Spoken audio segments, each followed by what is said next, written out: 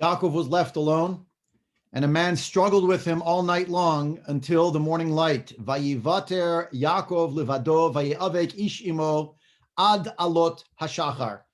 Why did Yaakov Avinu have to be alone, battling with an angel the night before he met his brother? Why did God send this angel for him to struggle with? The Radak writes that the function of this battle through the night was lechazek libo, to give chizuk to Yaakov Avinu, shelo yira me'esav. The night before the great challenge, Yaakov Avinu needed encouragement. He needed an opportunity to face his demons and wrestle with them in order to be able, by the morning light, to confront the reality of the complex relationship with his brother. And we find out that, of course, he was unable, this angel representing Esav was unable to accomplish his nefarious goal. Vayar ki lo yachol lo. He saw he was unable to vanquish him. Why and how did he realize that he would be unable to be successful?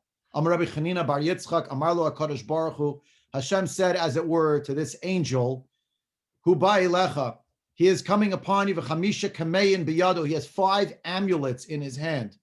Zechuto, his own merit. Uzchut aviv, uzchut imo, uzchut zekenu, uzchut zekenato. He has the merit of his father and his mother, the merit of his grandfather and his grandmother. Medod atzmecha, measure yourself, assess yourself, angel of Esav. Imatayachol lamod afilu bizchuto. See if you can stand in the place of his merit. Miyad vayar kilo yachol lo.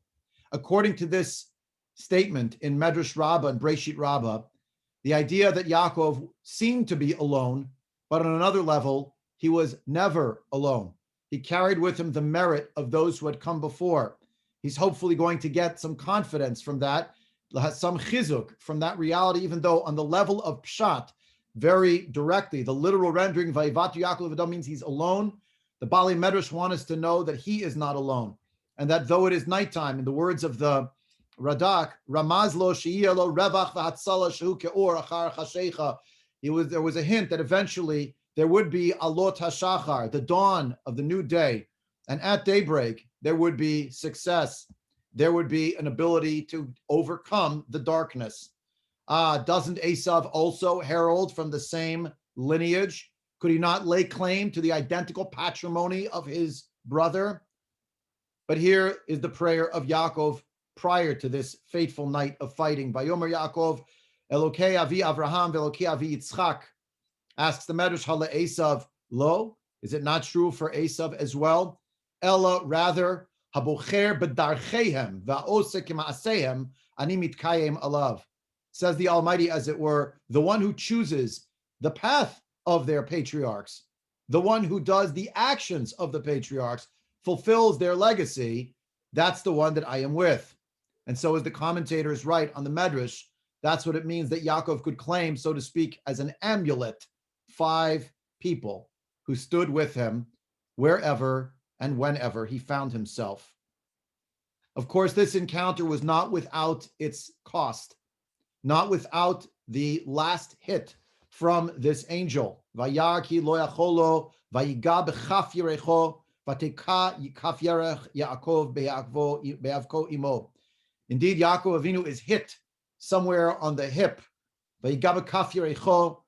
The Medrash here describes, it means that this refers to the righteous people in the future who would emerge from Yaakov Avinu, that would emerge from the hips, from the thighs, the loins of Yaakov Avinu, Zed Doro Shel Shmad, the generations to come that would have to endure persecution.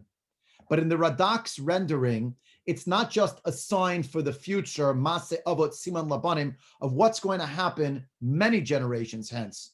But for the Radak, it was a sign to Yaakov that something was going to happen very soon after this encounter. Not the moment of meeting with Esav, but a tragedy would transpire afterward.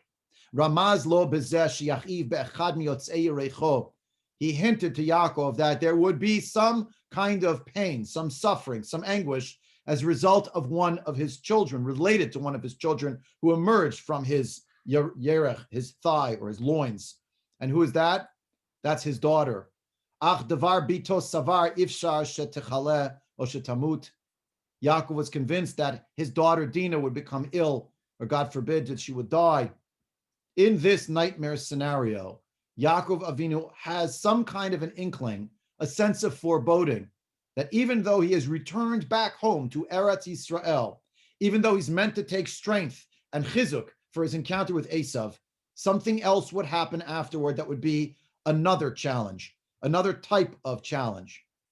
In the Radak's formulation, Yaakov Avinu was receiving this news as a result of his lack of emunah, not his lack of emunah of faith in Hashem, his lack of emunah in himself.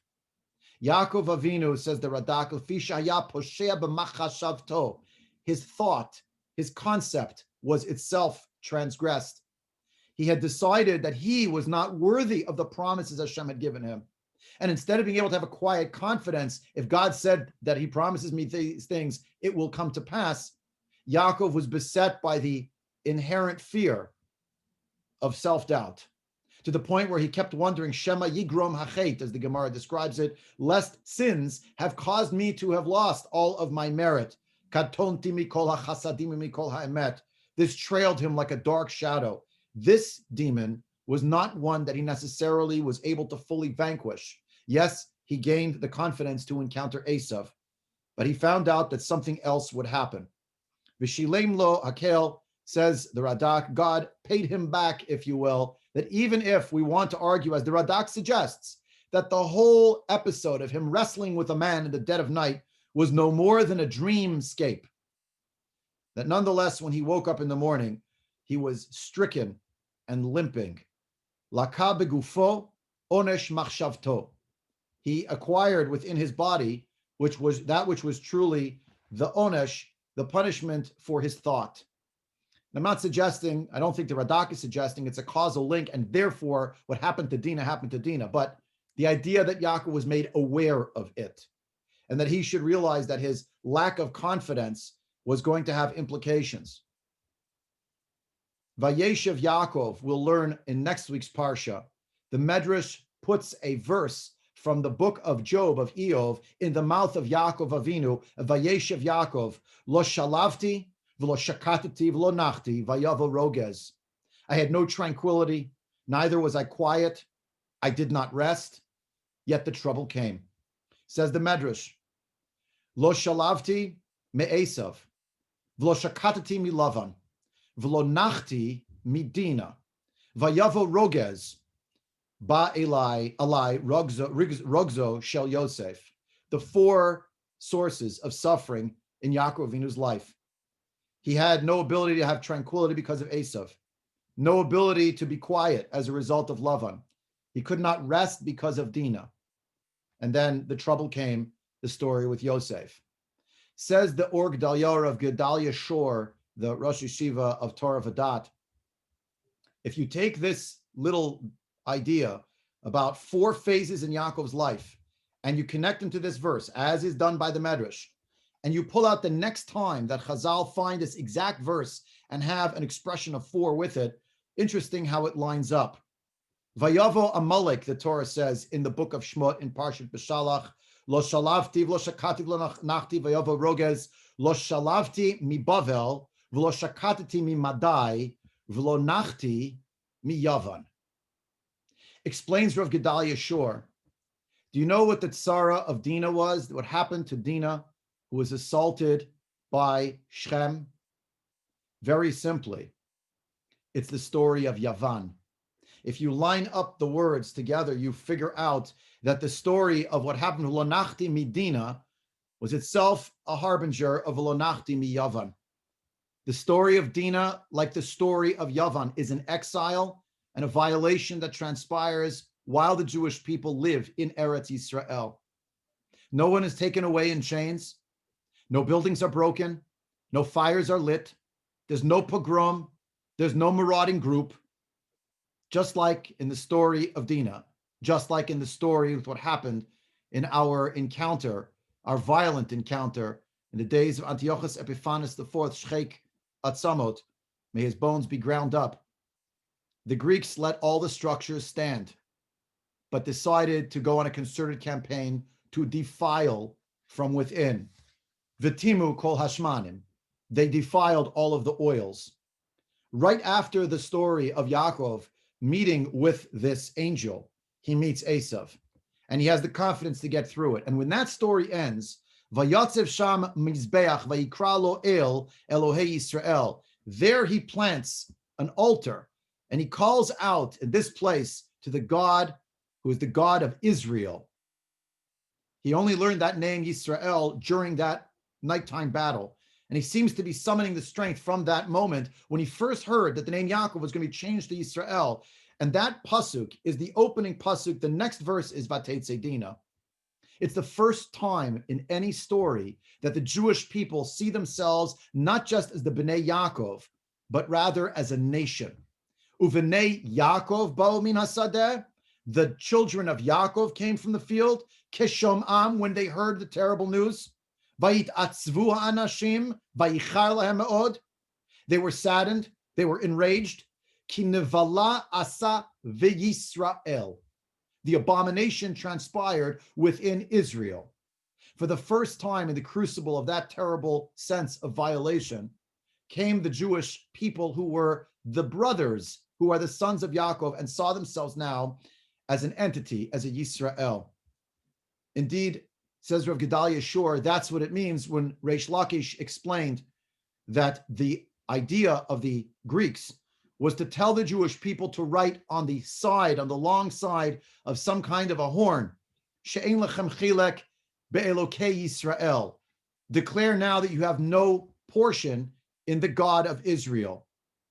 The story of Dinah is the story of a great tragedy, in which ultimately what the people who lived in Shechem wanted was not the death of the Jews physically, but of their amalgamation into their people. They wanted, all of them, readily to have a Brit Milah in order to say that there is truly no difference between the Jews and the people who live in Shechem. In Greece, it was the opposite, but it was exactly the same idea.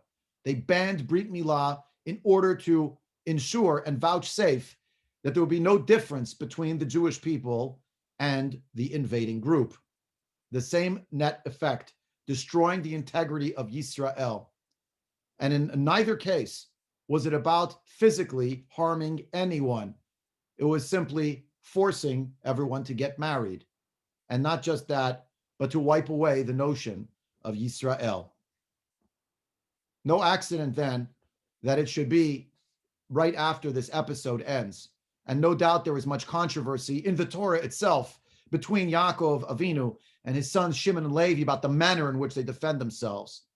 But imagine yourself living in the time of those people we call today generally the Maccabees of the Chashmonaim, who had to mount a guerrilla operation against the strongest, most mighty army, which had standing behind it not only the greatest military stratagem and technology, but also an entire culture whose goal was indeed to make all like them. If you would like a good example, as the historians like to say, Greece was militarily conquered by Rome, but Rome, of course, was truly conquered by Greece, culturally, and in so many different ways. And so after this story is over, the next section in Parshat Vayishlach is God says to Yaakov, go to Beit El, make there a Hamizbeach to the God who had appeared to you when you were running away from Esav. Vayomer Yaakov el Beito ve'el kol asher imo hasiru et Elokei hanechar asher betochem v'yitaru v'achlifu simlotechem. Quite amazing that Yaakov should say to them, get rid of your false gods, your foreign gods, small g, which are in your midst. Purify yourselves, v'hitaharu, and go change your clothing. The Or Gedaliahu says, based on the Ibn Ezra, that the idea that they had false gods was impossible, that they were literally holding on to idols that they were bowing down to. Rather, it refers to a certain impurity, false gods that had taken root in the mind. And those needed to be purified. And therefore Yaakov says to his children, Vihi Teharu. Halachically speaking, on the 24th day of Kislev, next week, Thursday, when the vanquishing army, the great Maccabim, finally got back to the Makom HaMikdash, and they found everything defiled, truth to tell, halachically, Tuma Hutra B'tzibur. They were fully entitled to use any oil they could find to light the menorah, but that was not enough. Instead, they strove for Tahara, B'timu Kol Hashmanim, and yet, Uminotar Kankanim Nasanes L'Shoshanim. That's why the finding of that cruse of oil that remained inviolate to those who wanted to defile it was such a great nace, and why they wanted to be matire themselves even within their thoughts, the shemen, which was going to be lit on the candelabra, the menorah, that represents the light that is radiated not for the people who are inside the Beit HaMikdash, but the light that, as Chazal describes, meant to radiate from the Beit HaMikdash out to the rest of the world. And therefore, the notion that all of this was, in a way, Maseh Avot Siman Labanim, already in the story of Yaakov Avinu.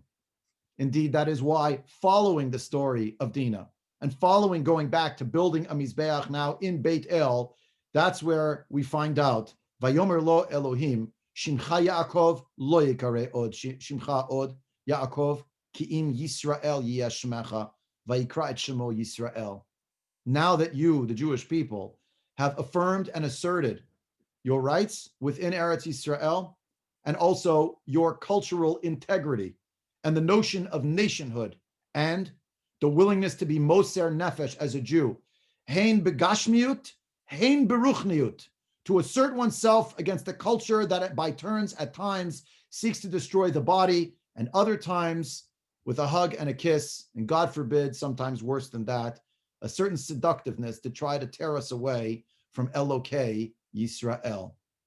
And therefore, as we're going to our holiday of Chanuka in just a short period of time, let's recognize that wherever we find ourselves now in this time of trial and challenge, as Jews and as human beings, we're not truly alone. We have the zchuyot of our avot and imahot, that we should take chizuk at the time of night because the alot hashachar will come.